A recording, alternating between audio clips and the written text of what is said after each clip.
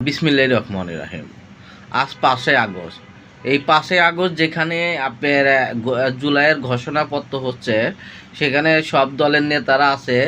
সেই মুহূর্তে এনসিপির আপনার যারা আপনার হাসনাত আবদুল্লাহ, নাসির উদ্দিন, তারা কেন এই যে আপনার চট্টগ্রামে এবং চট্টগ্রামে যে আপনার আমেরিকার সাবেক রাষ্ট্রদূত পিটার হাস, তার সাথে কি কথা হয়েছে এবং তার সাথে কি কথা হতে পারে, এই বিষয়ে যদি একটু আপনারা বিশ্লেষণ করেন তাহলে বুঝতে পারবেন যে পিটার হাসের সাথে এনসিপির নেতাদের কি কথা হয়েছে। অন্যদিকে জুলাই ঘোষণাপত্রের পরে জামাত ইসলামীর পক্ষে থেকে বলা হচ্ছে যে ঘোষণাপত্র জনগণের আকাঙ্ক্ষা পূরণ হয় নাই। তাহলে কি রাজনীতিক আপনার নতুন মেরুকরণ তৈরি হচ্ছে? রাজনীতিক মধ্যে নতুন সন্দেহ সৃষ্টি হচ্ছে? না রাজনীতিক আপনার পিছন দরজা দেয়া কেউ ক্ষমতা যাইতে চাইতেছে? এখন অনেকেই প্রশ্ন জাগতেছে।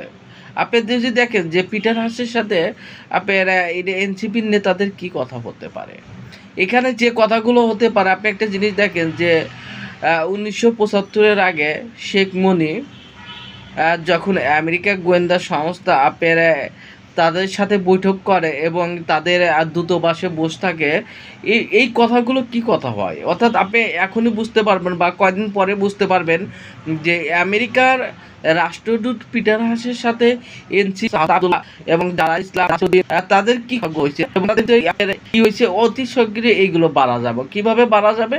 আপনি একটা জিনিস দেখুন যে তাদের কথার মাধ্যমে বাড়া যাবে। তারা আগামীতে কি বক্তব্য দেয়, এই বক্তব্য থেকেই পরিষ্কার হয়ে যাবে যে তারা কোন ধরনের কথা বলতেছে এবং তারা কি কি দাবি তুলতেছে এবং পরবর্তী তারা কোন দাবিগুলো তুলতে পারে সরকারকে বা রাজনীতিবিদদের চাপ প্রয়োগ করতে পারে, যে তারা নির্বাচনের আগে কোন কোন বিষয়গুলো চাপ প্রয়োগ করবে, কোন কোন বিষয় নিয়ে তাদের সমঝোতা হতে পারে বা কোন কোন বিষয় নিয়ে সমঝোতা যদি না হয়, যদি নির্বাচনে যাওয়া, এমনও হতে পারে যে এনসিপি কি বলতে পারে যে আপনারা যে নির্বাচন যাবেন আপনারা তো কোনো আসনই পাবেন না। এমনও কথা হতে পারে যে এখান থেকে কি করা যায় এবং এখান থেকে বাইরে হতে কোন কোন উপায়, এইগুলো নিয়েই বেশিরভাগ এনসিপির নেতাদের সাথে কথা হওয়ার সম্ভাবনা বেশি।